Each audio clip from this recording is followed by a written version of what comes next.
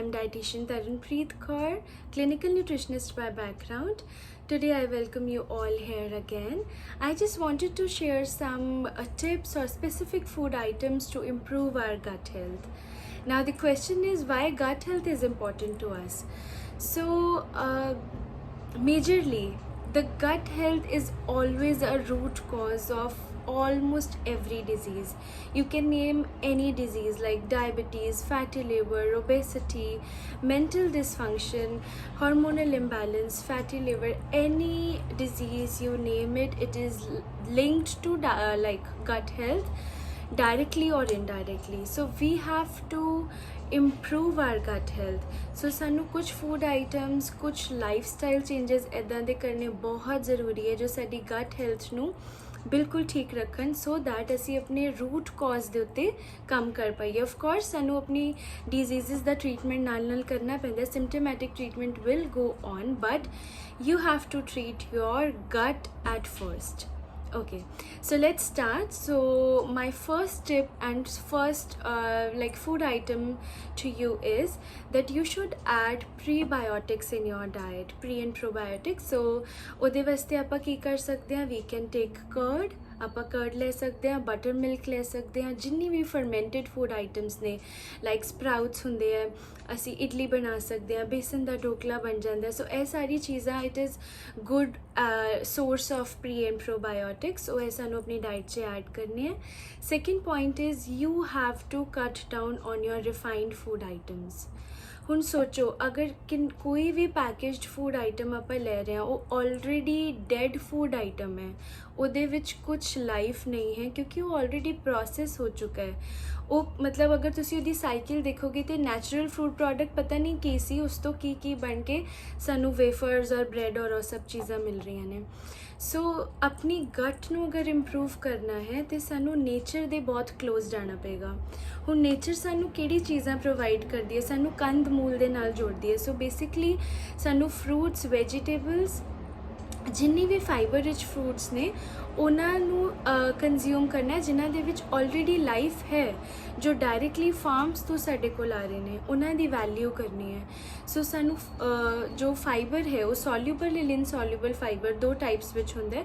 ਸਾਨੂੰ ਦੋਨੋਂ ਟਾਈਪਸ ਦੇ ਫਾਈਬਰ ਨੂੰ ਇਨਕਲੂਡ ਕਰਨਾ ਹੈ ਡਾਈਟ ਵਿੱਚ. ਸੋ ਸੋਲਿਊਬਲ ਫਾਈਬਰ ਕਿਹੜੇ ਹੁੰਦੇ? ਈਜ਼ੀ ਲੈਂਗੁਏਜ ਵਿੱਚ it is like fruits, dal, vegetable, ਜਿੰਨੇ ਵੀ ਇਹ ਫਰੂਟਸ ਵਗੈਰਾ ਹੈ ਇਹ ਸਾਡੀ ਬੋਡੀ ਵਿੱਚ ਆਫਟਰ ਐਬਜ਼ੋਰਪਸ਼ਨ ਇੱਕ ਜੈਲ ਫਾਰਮੇਸ਼ਨ ਲੈ ਲੈਂਦੇ ਆ ਜੋ ਡਿਜ਼ੋਲਵ ਹੋ ਜਾਂਦੇ ਨੇ ਬੋਡੀ ਦੇ ਵਿੱਚ. ਸੋ ਸਾਨੂੰ ਇਹ ਫਾਈਬਰ ਲੈਣਾ ਵੀ ਜ਼ਰੂਰੀ ਹੈ. ਇਨਸੋਲਿਊਬਲ ਇਜ਼ ਲਾਈਕ ਮੰਨ ਲਓ ਕਿ ਫਰੂਟਸ ਦੇ ਛਿਲਕੇ, ਦਾਲਾਂ ਦੇ ਛਿਲਕੇ, ਅਸੀਂ ਸੀਡਸ ਲੈਂਦੇ ਹਾਂ ਉਹਨਾਂ ਦੇ ਪੀਲਸ, ਦੈਨ ਜਿਹੜੇ ਵੀ ਆਪਾਂ ਵੈਜੀਟੇਬਲਸ ਖਾਂਦੇ ਆ ਉਹਨਾਂ ਦੇ ਪੀਲਸ. ਸੋ ਇਹ ਜੋ ਕੁਝ ਕੰਟੈਂਟਸ ਹੁੰਦੇ ਆ ਸਾਡੀ ਔਰ ਨਾਲ ਹਸਕ ਹੁੰਦਾ ਹੈ, ਸਾਡੇ ਆਟੇ ਦਾ ਛਾਣ ਜੋ ਅਸੀਂ ਯੂਜੂਅਲੀ ਸੁੱਟ ਦਿੰਦੇ ਹਾਂ ਬਟ ਉਹਨੂੰ ਇੰਕਲੂਡ ਕਰਨਾ ਬਹੁਤ ਜ਼ਰੂਰੀ ਹੈ. ਸੋ ਇਹ ਜਿੰਨਾ ਵੀ ਇਨਸੋਲਿਊਬਲ ਫਾਈਬਰ ਹੈ ਇਹ ਬੋਡੀ ਵਿੱਚ ਡਿਜ਼ੋਲਵ ਨਹੀਂ ਹੁੰਦਾ ਬਲਕਿ ਐਕਟ ਕਰਦਾ ਹੈ ਐਜ਼ ਅ ਮੈਗਨੇਟ, ਸਾਰੇ ਟੌਕਸਿਨਸ ਨੂੰ ਆਪਣੀ ਤਰਫ ਅਟਰੈਕਟ ਕਰਕੇ ਇਹ ਸਾਡੀ ਗੱਟ ਨੂੰ ਕਲੀਅਰ ਕਰਦਾ ਹੈ, ਲਾਰਜ ਇੰਟੈਸਟਾਈਨ ਨੂੰ ਕਲੀਨਸ ਕਰਦਾ. ਸਾਨੂੰ ਆਪਣੀ ਡਾਇਟ ਵਿੱਚ ਲੀਨ ਪ੍ਰੋਟੀਨ ਐਡ ਕਰਨਾ ਬਹੁਤ ਜ਼ਰੂਰੀ ਹੈ, ਪਲਾਂਟ ਬੇਸਡ ਲੀਨ ਪ੍ਰੋਟੀਨ. ਸੋ ਤੁਸੀਂ ਆਪਣੀ ਸੋਇਆ ਦਾਲ ਨੂੰ ਬਹੁਤ ਅੱਛਾ ਸੋਰਸ ਹੈ ਸੋਇਆ ਦਾਲ, ਉਹਦੀ ਸਪਰਾਊਟਸ ਬਣਾ ਸਕਦੇ ਹੋ, ਬੋਇਲਡ ਫਾਰਮ ਵਿੱਚ ਚਾਟ ਲੈ ਸਕਦੇ ਹੋ. ਸੋਇਆ ਦਾਲ ਦਾ ਮਿਲਕ ਬਣ ਜਾਂਦਾ ਹੈ, ਉਹਦੀ ਮਤਲਬ ਉਹਨੂੰ ਤੁਸੀਂ ਕਿਸੇ ਵੀ ਫਾਰਮ 'ਚ ਯੂਜ਼ ਕਰ ਸਕਦੇ ਹੋ. It's a good source of protein. ਤੁਸੀਂ ਪਨੀਰ, ਟੋਫੂ, ਕੋਈ ਵੀ ਚੀਜ਼ ਉਸ ਚੀਜ਼ ਦੀ ਸੋਇਆ ਦੀ ਬਣਾ ਸਕਦੇ ਹੋ. ਸੀਡਸ ਲੈ ਸਕਦੇ ਹੋ, ਆਲਮੰਡਸ ਲੈ ਸਕਦੇ ਹੋ, ਗ੍ਰੀਕ ਯੋਗਰਟ ਲੈ ਸਕਦੇ ਹੋ, ਇਹ ਵੀ ਇੱਕ ਲੀਨ ਪ੍ਰੋਟੀਨ ਦਾ ਸੋਰਸ ਹੈ. ਉਸ ਤੋਂ ਬਾਅਦ ਨੈਕਸਟ ਪੁਆਇੰਟ ਆਉਂਦਾ ਹੈ you should add polyphenols in your diet. ਹੁਣ ਪੋਲੀਫਿਨੋਲਸ ਕੀ ਹੁੰਦੇ ਆ? ਇਹ ਐਂਟੀਆਕਸੀਡੈਂਟਸ ਨੇ ਜੋ ਸਾਡੀ ਬੋਡੀ ਵਿੱਚ ਆਕਸੀਡੇਸ਼ਨ ਨੂੰ ਪ੍ਰੀਵੈਂਟ ਕਰਦੇ ਆ ਔਰ ਸੈੱਲ ਡੈਮੇਜ ਹੋਣ ਤੋਂ ਬਚਾਉਂਦੇ ਆ. ਅਤੇ ਸਾਨੂੰ ਅਗਰ ਆਉਣ ਵਾਲੀ ਟਾਈਮ 'ਚ ਕੋਈ ਵੀ ਲਾਈਕ ਲੌਂਗ ਟਰਮ ਡਿਜ਼ੀਜ਼ ਆਉਣ ਵਾਲਾ ਹੈ, ਕੋਈ ਵੀ ਕੋਲੋਨ ਕੈਂਸਰ ਔਰ ਐਨੀਥਿੰਗ ਐਲਸ, ਅਤੇ ਉਹ ਸਾਡੀ ਬੋਡੀ ਦੀ ਫ੍ਰੀ ਰੈਡੀਕਲ ਡੈਮੇਜ ਨੂੰ ਪ੍ਰੀਵੈਂਟ ਕਰ ਲੈਂਦੇ ਆ. ਉਹਦੇ ਵਾਸਤੇ ਤੁਸੀਂ ਕੀ ਕਰ ਸਕਦੇ ਹੋ, so you are in which ever country, ਤੁਹਾਡੇ ਉੱਥੇ ਹਮੇਸ਼ਾ ਇੱਕ ਲੋਕਲ ਸੀਜ਼ਨ ਟਾਈਮ ਆਉਂਦਾ ਜਿਹਦੇ ਵਿੱਚ ਬੈਰੀਜ਼ ਅਵੇਲੇਬਲ ਹੁੰਦੀਆਂ ਨੇ। ਸੋ ਨਾਰਥ ਇੰਡੀਆ ਦੇ ਵਿੱਚ ਬਹੁਤ ਅੱਛਾ ਸੋਰਸ ਹੈ ਪੋਲੀਫੀਨੋਲਸ ਐਂਡ ਐਂਟੀਆਕਸੀਡੈਂਟਸ ਦਾ, ਜਾਮੁਨ, ਫਾਲਸੇ, ਸ਼ਤੂਤ।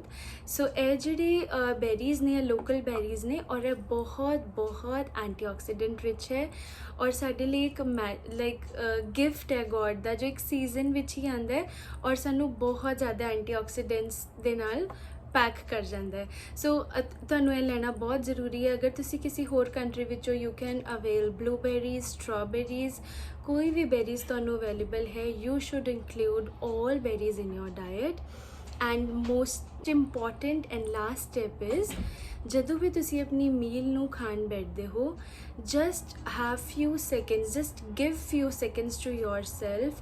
ਤੁਸੀਂ ਆਪਣੀ ਆਈਜ਼ ਕਲੋਜ਼ ਕਰੋ, ਇੱਕ ਡੀਪ ਬ੍ਰੈਥ ਲਓ ਔਰ ਪੇ ਗ੍ਰੈਟੀਟਿਊਡ ਟੂਵਰਡਸ ਦੈਟ ਫੂਡ। ਅਗਰ ਅਸੀਂ ਇੱਕ ਸਿਰਫ ਥੈਂਕ ਯੂ ਬੋਲਣ ਲਈ ਵੀ ਆਈਜ਼ ਨੂੰ ਕਲੋਜ਼ ਕਰਦੇ ਹਾਂ ਔਰ ਡੀਪ ਬ੍ਰੈਥ ਲੈ ਲੈਂਦੇ ਹਾਂ, ਉਹਦੇ ਵਿੱਚ ਸਾਡਾ ਸਾਇੰਟੀਫਿਕਲੀ ਬਾਡੀ ਵਿੱਚ ਕੀ ਹੋ ਰਿਹਾ ਹੈ, ਸਾਡਾ ਪੈਰਾਸਿਮਟੋਮੈਟਿਕ ਜਿਹੜੀ ਨਰਵਸ ਸਿਸਟਮ ਹੈ ਉਹ ਐਕਟੀਵੇਟ ਹੋ ਜਾਂਦਾ ਹੈ। ਉਹਦੇ ਨਾਲ ਹੀ, ਉਹਦੇ ਐਕਟੀਵੇਟ ਹੋਣ ਨਾਲ ਹੀ ਸਾਡਾ ਡਾਈਜੈਸ਼ਨ ਸਿਸਟਮ ਐਕਟੀਵੇਟ ਹੁੰਦਾ ਹੈ, ਜਿਹਦੇ ਨਾਲ ਸਾਡੀ ਐਬਜ਼ੌਰਪਸ਼ਨ ਔਰ ਡਾਈਜੈਸ਼ਨ ਸਟਾਰਟ ਹੁੰਦੀ ਹੈ, ਔਰ ਸਾਡਾ ਮਾਈਂਡ ਪੀਸਫੁਲ ਹੋ ਗਿਆ, means cortisol is not any more in your body, ਅਤੇ ਤੁਹਾਡੀ ਜੋ ਡਾਈਜੈਸ਼ਨ ਹੈ ਉਹ ਬਹੁਤ ਅੱਛੀ ਹੋ ਜਾਏਗੀ, ਮੈਟਾਬੋਲਿਜ਼ਮ ਫਾਸਟ ਹੋ ਜਾਏਗਾ, ਗਟ ਹੈਲਥ ਇੰਪਰੂਵ ਹੋ ਜਾਏਗੀ। ਸੋ ਆਈ ਹੋਪ ਇਹ ਟਿਪਸ ਤੁਹਾਨੂੰ ਹੈਲਪ ਕਰਨ। ਕੋਈ ਵੀ ਇਹ ਸਾਰੇ ਟਿਪਸ ਔਰ ਸਾਰੇ ਫੂਡ ਆਈਟਮਸ ਨੂੰ ਕੰਜ਼ਿਊਮ ਆਪਣੀ ਡਾਈਟ ਵਿੱਚ ਕਰ ਸਕਦਾ ਹੈ। Stay happy, stay blessed. ਕੋਈ ਵੀ ਹੋਰ ਕੁਐਸਚਨ ਹੋਏ, you can ask me. Thank you.